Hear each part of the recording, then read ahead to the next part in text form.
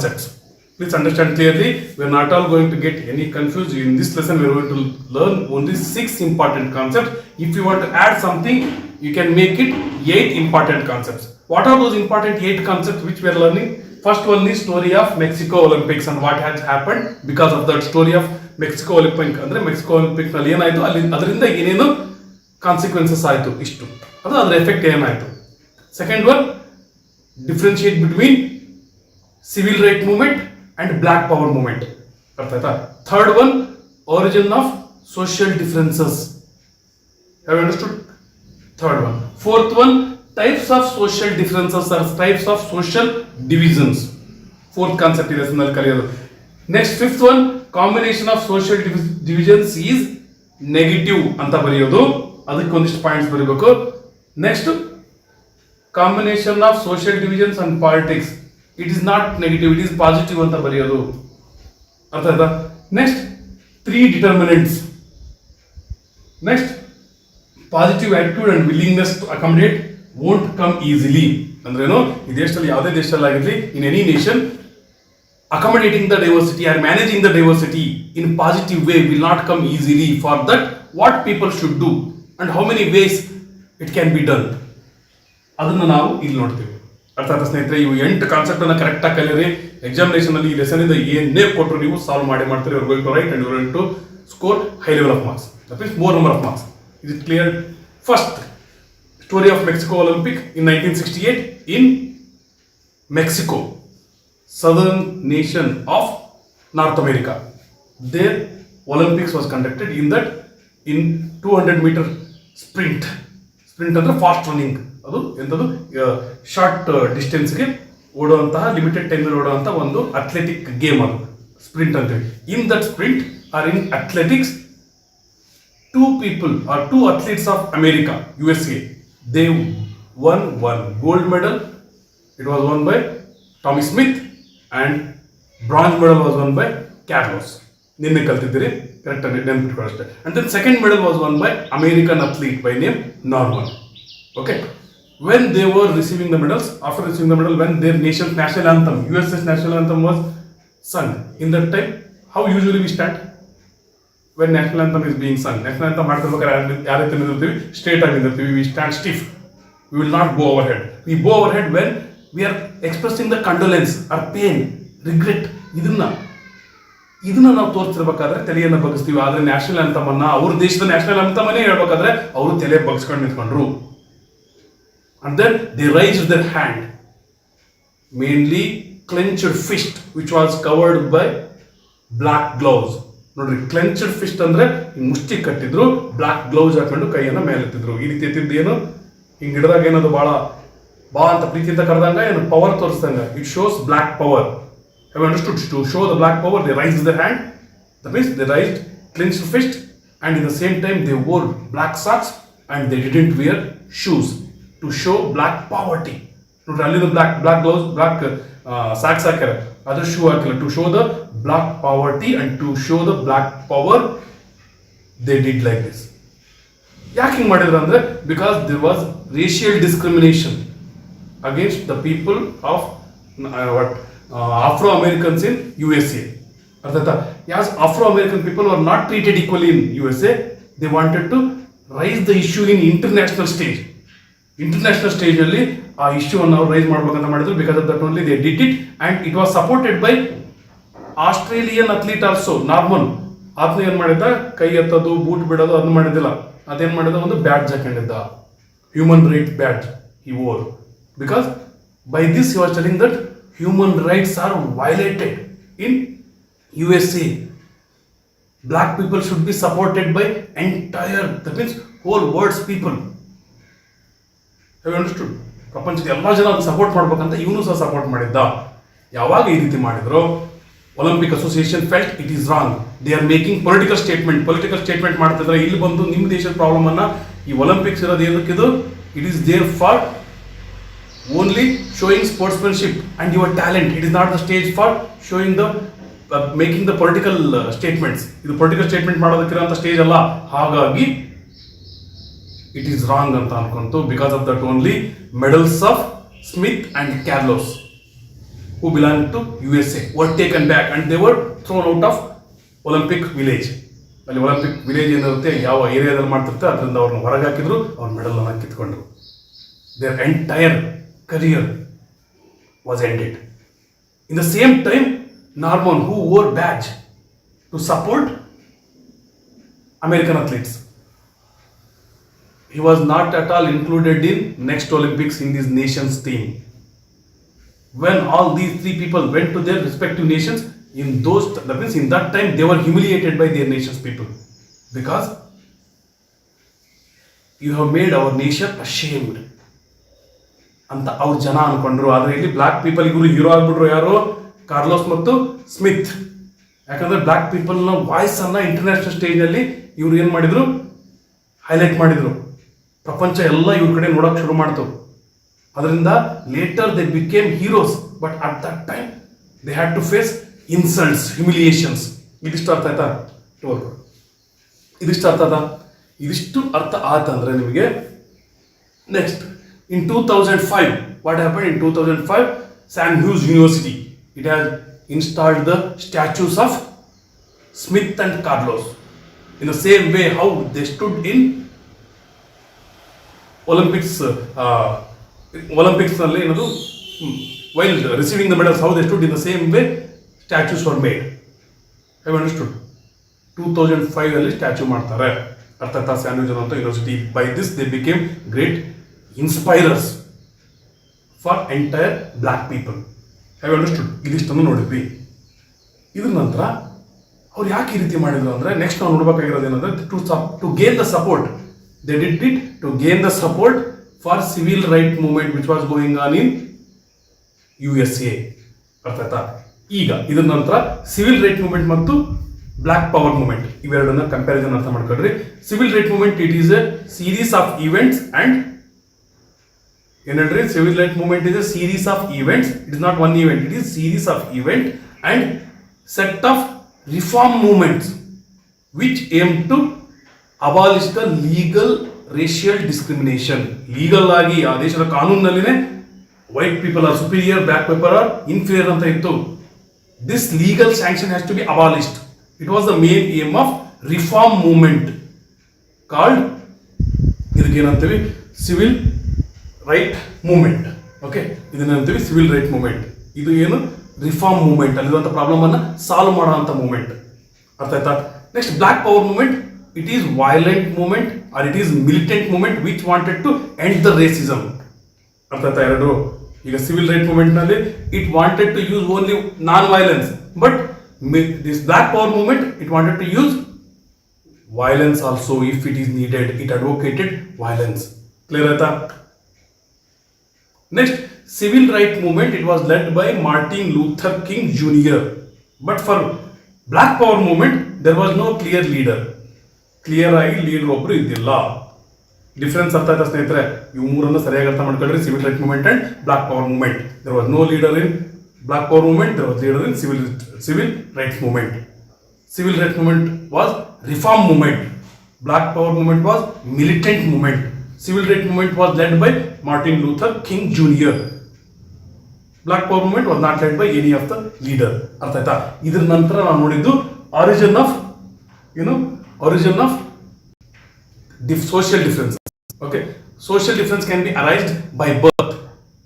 So many times, that means in most of the cases people belong to one community or one group just because of the accident of birth. ಆ ಫ್ಯಾಮಿಲಿಯಲ್ಲಿ, ಆ ಕಮ್ಯುನಿಟಿಯಲ್ಲಿ ಹುಟ್ಟಿದಾರೆ ಅಂದ್ರೆ they become the members of that social group. ಅರ್ಥ ಆಯ್ತಾ? ನಾವು ಹಿಂದೂ ಅಂತ ಅಂದ್ರೆ ನಾನು ಹಿಂದೂ ಫ್ಯಾಮಿಲಿ ಹುಟ್ಟಿದ್ದೆ ಅದಕ್ಕೆ ಹಿಂದೂ, ಮುಸ್ಲಿಂ ಅಂದ್ರೆ ನಾನು ಮುಸ್ಲಿಂ ಫ್ಯಾಮಿಲಿ ಹುಟ್ಟಿದ್ದೆ ಅದಕ್ಕೆ ಮುಸ್ಲಿಂ, ಈ ರೀತಿ ಬರುತ್ತಲ್ಲ, ಇದನ್ನ origin of social difference by birth. Second, origin of social difference by choice. People want to change their religion sometimes. In which religion they have born, they want to convert to another religion of their choice. And some people may feel, we don't believe in any religions, we don't believe in God also. Devarnu namballa, yava religion namballa, we want to be independent, we don't want to believe in anything. They are called as atheists. Atheists anta, nastikuru anta, lairide anta. Hangiroku chance ಐತಿ. It is also by choice, social difference by choice. ಅರ್ಥ ಆಯ್ತಾ? Next, social difference by economical status. ಅರ್ಥಾತ್ ಸ್ನೇಹಿತರೆ, social difference by economical status. Some people who are belonging to the same religion, same caste, they may feel that they are not belonging to same community because we are rich, they are poor. Sometimes rich people, they want to have the relationship with only rich people, friendship with only rich people. Have you understood? And poor people feel comfortable to have friendship and relationship with poor people only. ಅರ್ಥಾತ್ rich ಜೊತೆನೆ poor ಜೊತೆನೆ relationship ಅನ್ನ ಮಾಡ್ಕೊಳಕ್ಕೆ ಇಷ್ಟಪಡ್ತಾರೆ, ಅಂದ್ರೆ ಅವ್ರದೇ ಒಂದು community ಅನ್ಕೊಂತಾರೆ. ಈ ರೀತಿ ಆಗೋದನ್ನು ಸಹ ನಾವು ಏನಂತೀವಿ, it is also one type of origin of social difference. Mainly ಇವು ಮೂರು, ಅದನ್ನ ಬಿಟ್ಟು ನಾವು ರಿಲಿಜನ್ ಮತ್ತು ಕ್ಯಾಸ್ಟ್ ಅನ್ನು ಸಪರೇಟ್ ಆಗಿ ಸಹ 4ನೇ ಪಾಯಿಂಟ್ ಆಗಿ ಹೇಳ್ಬೋದು. ಈಗ ಇನ್ನೊಂದ್ಸಲ ಹೇಳ್ತೀನಿ, ಇವತ್ತೇನು ಕಲ್ತೀವಿ ನಾವೀಗ. Next, origin of social differences. First by birth, second by choice, third by economical status. ಅರ್ಥಾತ್ ಸ್ನೇಹಿತರೆ, ಇಷ್ಟೇ ನಿನ್ನೆ ಕಲ್ತಿದ್ದು. ಏನು ಸ್ವಲ್ಪ ಲೈವ್ ಸೆಷನ್ ನಲ್ಲಿ ಸ್ವಲ್ಪ ಅವು ಇವು ಇರ್ತಾವಲ್ಲ, ಹಂಗಾಗಿ ಆ ಟೆಕ್ನಿಕಲ್ ಪ್ರಾಬ್ಲಮ್ ಇಂದ ಸ್ವಲ್ಪ ಕನ್ಫ್ಯೂಷನ್ ಆಯ್ತು ಅಷ್ಟೇ. ಇದಿಷ್ಟನ್ನು ನೋಡಿದ್ವಿ. ಓಕೆ, ಈಗ ಇವತ್ತಿನ ಮೇನ್ ಕಾನ್ಸೆಪ್ಟ್ ಯಾವ ಅಂದ್ರೆ ಟೈಪ್ಸ್ ಆಫ್ ಸೋಷಿಯಲ್ ಡಿವಿಷನ್ಸ್. ಇವತ್ತಿಂದು ಬಹಳ ಈಜಿ ಇದೆ. ಅದರಲ್ಲಿ first, there are 2 types of social divisions or social differences. First one is overlapping social division. Overlapping. Second one is cross cutting. ನೋಡ್ರಿ, ಓವರ್ಲ್ಯಾಪ್ ಅಂದ್ರೆ ಏನು? ಓವರ್ಲ್ಯಾಪ್ ಅಂದ್ರೆ ಒಂದು ಇನ್ನೊಂದ್ರ ಮೇಲೆ ಇಡೋದು. ಓವರ್ಲ್ಯಾಪ್ ಮಾಡಬೇಡ ಅಂತಾರ, ಒಂದು ಇನ್ನೊಂದ್ರ ಮೇಲೆ ಇಡಬೇಡ. ಅರ್ಥ ಆಯ್ತಾ? ಒಂದು ಇನ್ನೊಂದನ್ನ ಕವರ್ ಮಾಡೋದು ಓವರ್ಲ್ಯಾಪಿಂಗ್. ಕ್ಲಿಯರ್ ಆಯ್ತಾ? Then what you mean by cross cutting? ಒಂದು ಲೈನ್ ಹೋಗ್ತಿರುತ್ತೆ, ಅದನ್ನ ಇನ್ನೊಂದು ಲೈನ್ ಕಟ್ ಮಾಡ್ತತೆ. ಅರ್ಥ ಆಯ್ತಾ? Cross cutting. ಇಷ್ಟು ಮೀನಿಂಗ್ ಅರ್ಥ ಮಾಡ್ಕೊಳ್ರಿ ಮೊದಲು. Next, if you want to define, you can define it easily. Overlapping social division or social difference, it occurs when one social division or some social division is overlapped by another social division. When one social division is overlapped by another social division, it is known as overlapping social division. Have you understood? Or overlapping social difference. Is it clear? In the same way, cross cutting andre when one social difference or when some social difference is cross cut by another social difference, it is known as cross cutting social difference. Simple ಆಯ್ತಾ? ಇದನ್ನೇ ಇರೋಂಥ words ಅನ್ನು ನಾವು use ಮಾಡಿ ಹೇಳೋಂಥ definition ಇದು. ಇನ್ನೊಂದ್ಸಲ ಹೇಳ್ತೀನಿ. Overlapping social difference occurs when one social difference are some social difference are overlapped by another social difference. Have understood? ಈಗ ಇವೆರಡನ್ನು ಸ್ವಲ್ಪ ಡಿಫ್ರೆನ್ಶಿಯೇಟ್ ಮಾಡ್ತಾ, ಕಂಪೇರ್ ಮಾಡ್ತಾ ಕಲ್ತ್ಬಿಟ್ರೆ ಈಸಿ ಆಗ್ಬಿಡುತ್ತೆ. ನೋಡ್ರಿ, overlapping situation, it leads to violence, it creates conflict in the society, it is very dangerous. Have understood? Even it may lead to disintegration of nation. ದೇಶನ piece ಆಗೋಗ್ಬಿಡ್ಬೋದು, ಬೇರೆ ಬೇರೆ ಪಾರ್ಟ್ ಆಗೋಗ್ಬಿಡ್ಬೋದು. Overlapping. Next, cross cutting ಬರ್ರಿ. Cross cutting is not so dangerous. Cross-cutting social division is not so dangerous. It will not lead to conflict. It will not lead to violence. ಅರ್ಥ ಆಯ್ತಾ ಸ್ನೇಹಿತರೆ? ಎರಡು clear ಆಯ್ತಾ? Okay. Next, overlapping ಇದರಲ್ಲಿ it is very difficult to accommodate. Overlapping social division is very difficult to accommodate because it is very difficult to manage. It is very difficult to solve the problems created by overlapping social division. But cross-cutting social division, if any problem has been caused by the cross-cutting social division, it can be solved easily. It can be accommodated easily. Demands created by cross-cutting can be accepted or managed or accommodated easily. ಅರ್ಥ ಆಯ್ತಾ ಸ್ನೇಹಿತರೆ? ಇದು ಬಹಳ violence ಅನ್ನ, conflict ಅನ್ನ, ದೇಶನೇ piece ಆಗೋಗುವಂತ situation create ಮಾಡಬಹುದು overlapping. But cross cutting ಅಷ್ಟು ಮಟ್ಟಿಗೆ ಡೇಂಜರಸ್ ಅಲ್ಲ. ಇಲ್ಲಿ ಬರುವಂತ ಡಿಮ್ಯಾಂಡ್ಸ್ ನಾವು ಸುಲಭವಾಗಿ ಅಕಾಮಡೇಟ್ ಮಾಡಬಹುದು, ಸಾಲ್ವ್ ಮಾಡಬಹುದು, ಆದ್ರೆ ಇಲ್ಲಿ ಆಗಲ್ಲ. ಅರ್ಥ ಆಯ್ತಾ? ಇಷ್ಟು ಕ್ಲಾರಿಟಿ ಆಯ್ತಾ? ನೆಕ್ಸ್ಟ್, ಇವೆರಡಕ್ಕೂ ಸಹ ಒಂದಿಷ್ಟು ದೇಶಗಳ ಎಕ್ಸಾಂಪಲ್ ತಗೊಂಡ್ರೆ ನಿಮಗೆ ಇನ್ನೂ ಪಕ್ಕ ಅರ್ಥ ಆಗುತ್ತೆ. ಯಾಕಂದ್ರೆ ನಾನು ಬರೀ ಡೆಫಿನೇಷನ್ ಹೇಳಿದೆ, ಇದು ಎಷ್ಟು ಡೇಂಜರ್, ಇದು ಎಷ್ಟು ಡೇಂಜರ್ ಅಲ್ಲ, ಇದು ಎಷ್ಟು ಡೇಂಜರ್, ಇದು ಎಷ್ಟು ಡೇಂಜರ್ ಅಲ್ಲ, ಇಷ್ಟೇ ಹೇಳಿದೆ. But apart from this, we have to understand the complete concept. Till now we have not understood what is overlapping completely, what is cross-cutting completely. If you want to understand, we have to take the example of America, USA. ನಾನು ಇಲ್ಲಿ ಏನು ಹೇಳಿದೆ, overlapping ಅಂದ್ರೆ one social difference is ಓವರ್ಲ್ಯಾಪ್ಡ್ by another social difference. People are already suffering from the social difference, one type of social difference.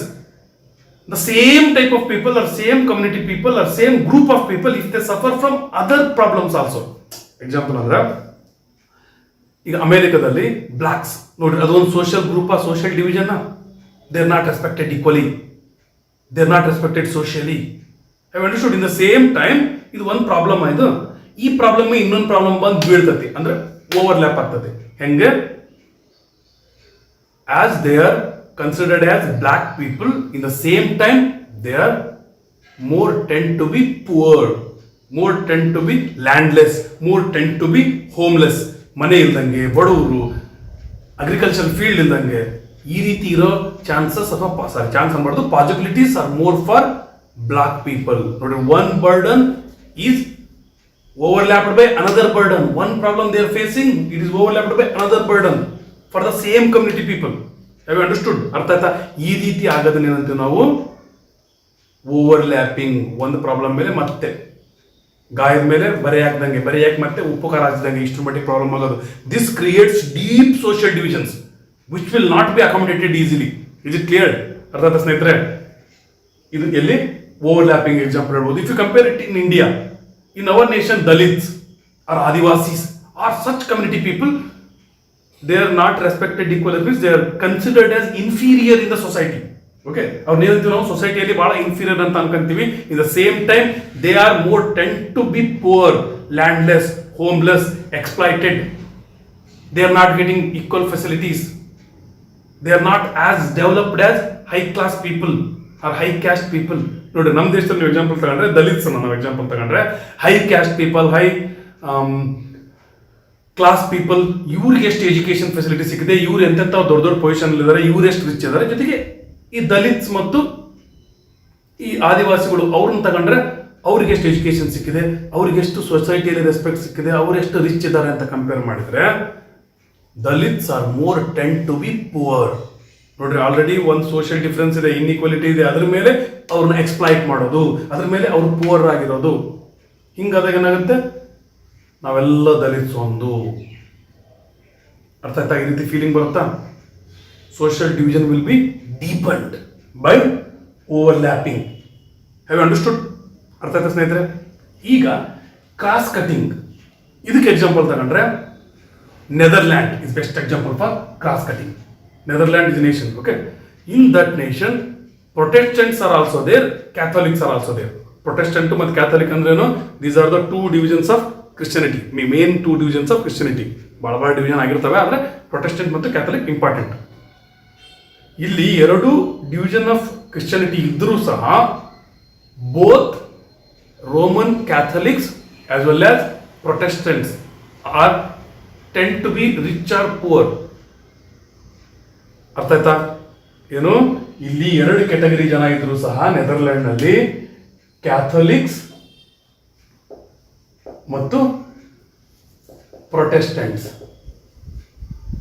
ಇಬ್ರು ಸಹ rich ಇರ್ಬೋದು, poor ಇರ್ಬೋದು. ಈ ರೀತಿ ಇದ್ದಾಗ ನೋಡ್ರಿ, ಒಂದು ಸೋಷಿಯಲ್ ಡಿವಿಷನ್ ಕ್ರಾಸ್ ಕಟ್ ಮಾಡುತ್ತೆ ಇನ್ನೊಂದು ಸೋಷಿಯಲ್ ಡಿವಿಷನ್ ಅನ್ನ. ಯಾಕಂದ್ರೆ ಪೂರ್ ಅನ್ನುವಂತ ಒಂದು ಕಮ್ಯುನಿಟಿ, ನಾವೆಲ್ಲರೂ ಒಂದು ಬಡವರು ಅಂದ್ಕೊಂಡಾಗ ಅಲ್ಲಿ ಕೇವಲ ಪ್ರೊಟೆಸ್ಟೆಂಟ್ಸೇ ಇರಲ್ಲ, ಅಲ್ಲಿ ಕೇವಲ ಕ್ಯಾಥಲಿಕ್ಸ್ ಇರಲ್ಲ. ಅರ್ಥ ಆಯ್ತಾ? ಈ ರೀತಿ ಇದ್ದಾಗ ಸೋಷಿಯಲ್ ಡಿವಿಷನ್ ಅಷ್ಟು ಡೀಪ್ ಆಗಿ ಹೋಗಲ್ಲ, ಸೊಸೈಟಿ ಹಾಳಾಗಲ್ಲ, ವೈಲೆನ್ಸ್ ಶುರುವಾಗಲ್ಲ. ಅರ್ಥ ಆಯ್ತಾ ಸ್ನೇಹಿತರೆ? ಅದೇ if you take the example of Northern Ireland. ಯಾಕೆ ನಾರ್ದರ್ನ್ ಐರ್ಲ್ಯಾಂಡ್ ಎಕ್ಸಾಂಪಲ್ ಅಂದ್ರೆ, ಈಗ ನೆದರ್ಲ್ಯಾಂಡ್ ನಲ್ಲಿ two category people were there, two social groups were there. One is Catholics and another one is Protestants. Both the Catholics and Protestants ಅವರಿಬ್ರು ಇದ್ರು ಸಹ ಅವರೇನು poverty or facilities was not decided by, that means was not decided by their group. Even Protestants or Catholic, both can be rich or poor. That kind of situation was there in, that means is there in Netherlands. Because of that, social division will not be so deep, it will not create so many problems. ಅದೇ northern Ireland ಏನಾಯ್ತಂತ ನೋಡಿ, northern Ireland ಸಹ Catholics Protestants ಇದ್ದಾರೆ. 44% Catholics and 53% Protestants ಇದ್ದಾರೆ northern Ireland. ಇದು ಬೇರೆ ದೇಶ, northern Ireland ನಲ್ಲಿ. ಅಂದ್ರೆ ಇದು ಯುನೈಟೆಡ್ ಕಿಂಗ್ಡಮ್ ನ ಒಂದು ಪಾರ್ಟ್. ಇದು ಅರ್ಥ ಆಗ್ತಾ? ಇಂಗ್ಲೆಂಡ್ ಅಂತ ಏನಂತೀವಿ ಯುನೈಟೆಡ್ ಕಿಂಗ್ಡಮ್, ಅದರ ಒಂದು ಪಾರ್ಟ್. ಇಲ್ಲಿ ಸಹ ಕ್ಯಾಥಲಿಕ್ಸ್ ಮತ್ತು ಪ್ರೊಟೆಸ್ಟೆಂಟ್ಸ್ ಇದ್ದಾರೆ. 53% Protestant, 44% Catholics are there. Have understood? ಅರ್ಥ ಆಯ್ತಾ?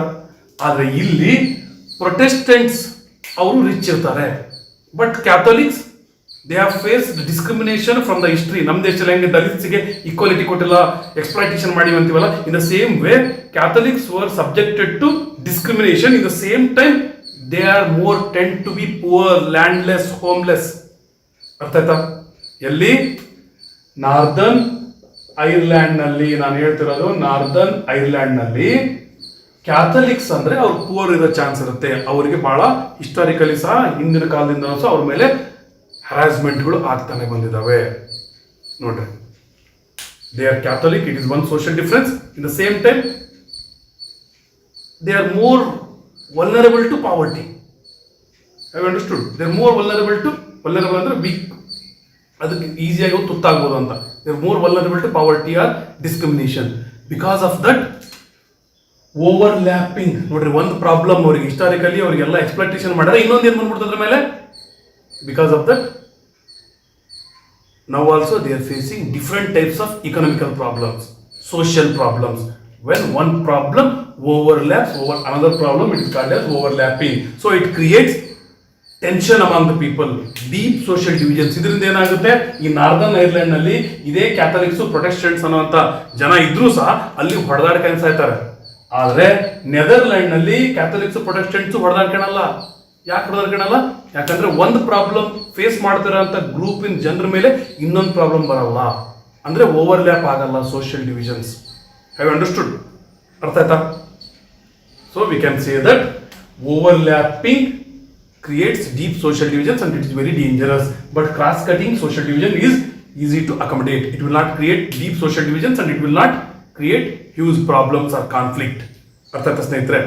ಈಗ ಇದಿಷ್ಟರಲ್ಲಿ ಏನೋ ಡೌಟ್ ಇದ್ರೆ ನೀವು ಕಾಮೆಂಟ್ ಬಾಕ್ಸ್ ನಲ್ಲಿ ಕಾಮೆಂಟ್ ಹಾಕಿರಿ, ಲಾಸ್ಟ್ಗೆ ನೋಡ್ತೀನಿ. ಇದ್ರ ನಂತರ ನಾವು ನೋಡುವಂಥದ್ದು, but nowadays in each and every nation we can't find homogeneous society. Means the people belonging to the same race will not be found. People following the same culture, same religion won't be found. People following different culture, different religion are found in each and every nation. ಒಂದೊಂದು culture ಮೇಲೆ ಒಂದೊಂದು nation ಮಾಡ್ಕೊಂಡಿದ್ದಾರಲ್ಲ, America ಸರಿ ಯಾರು Europe ನಲ್ಲಿ, ಅಂತಹ ದೇಶದಲ್ಲೂ ಸಹ, ಚಿಕ್ಕ ಚಿಕ್ಕ ದೇಶದಲ್ಲೂ ಸಹ there will be migrants, people who come for economical purpose from one nation to another nation. Migrants ಅಂತೀವಲ್ಲ, ವಲಸೆ ಬಂದಿರ್ತಾರೆ. People who come from one nation to another nation or come from one region of the nation to another region. Have understood? ಆ ರೀತಿ ಬಂದಿರೋಂಥ ಜನರಿಂದ ಸಹ ಏನಾಗುತ್ತೆ, homogeneous ಆಗಿ ಒಂದೇ ಕಲ್ಚರ್, ಒಂದೇ ರಿಲಿಜನ್, ಒಂದೇ ಲ್ಯಾಂಗ್ವೇಜ್ ಮಾತಾಡುವಂಥ ಜನ ಯಾವುದೇ ದೇಶದಲ್ಲಿ ಇರಲ್ಲ. One or another type of social division will be there in each and every nation. Have understood? ಇದು ಇಲ್ಲಿಗೆ ಮುಗೀತು. ಅರ್ಥ ಆಯ್ತಾ? ಇಲ್ಲಿವರೆಗೆ ನೋಡಿದ್ದೇನೋ ಓವರ್ಲ್ಯಾಪಿಂಗ್ ಮತ್ತು ಕ್ರಾಸ್ ಕಟಿಂಗ್, ಇಷ್ಟೇ. No nation is homogeneous population. No nation is having homogeneous society or homogeneous population. ಇಷ್ಟು ನೋಡಿದ್ವಿ. ಈಗ ನೋಡ್ರಿ, ಇವು ಬರ್ದಿರೋಂಥದ್ದು ಏನಂದ್ರೆ ಅಪ್ಲೈಡ್ ಕ್ವಶನ್ಸ್. ಇದು ಟೆಕ್ಸ್ಟ್ ಬುಕ್ ನಲ್ಲಿ ಏನು ಕೊಟ್ಟಿರ್ತಾರೆ ಅದೇ ರೀತಿ ಕ್ವಶನ್ ಕೇಳಲ್ಲ, ಸ್ವಲ್ಪ ಅಪ್ಲೈಡ್ ಮಾಡಿ ಕೇಳ್ತಾರೆ. ಅದಕ್ಕೆ combination of social divisions and politics is very dangerous and explosive. Justify ಇದೇನಂದ್ರೆ, as we are living in democratic nation, it is very common for the political parties to make social divisions. ಅರ್ಥ ಮಾಡ್ಕೊಳ್ರಿ. As we are living in democratic world, what is democracy all about? Elections will be conducted. The party which gets the support of majority of the population, that party is going to rule. Because of that only, these political parties make divisions of the society. ಹೆಂಗ್ division ಮಾಡ್ತಾರೆ ಸೊಸೈಟಿನ ಅಂದ್ರೆ, ಈಗ BJP followers ಇಷ್ಟು ಜನ, ಅರ್ಥ, Congress followers ಇಷ್ಟು ಜನ, JDS followers ಇಷ್ಟು ಜನ, ಡಿವಿಷನ್ ಮಾಡುತ್ತಾ ಸೊಸೈಟಿನ. ಅರ್ಥ ಆಯ್ತಾ? ಈ ರೀತಿ ಡಿವಿಷನ್ ಮಾಡುವಂಥದ್ದು ಕಾಮನ್. ಅರ್ಥ ಆಯ್ತಾ ಸ್ನೇಹಿತರೆ? But if this division is done on the basis of existing social differences, existing social divisions, or on the basis of religion or language. ಈಗ ಈ ಪೊಲಿಟಿಕಲ್ ಪಾರ್ಟಿಗಳು ಸೋಷಿಯಲ್ ಡಿವಿಷನ್ ಮಾಡೋದು ಕಾಮನ್ ಅನ್ನೋದು ಗೊತ್ತು, ಆದರೆ ಇವ್ರು ಏನಾದ್ರು ಇಫ್ ದೇ ಡೂ ದ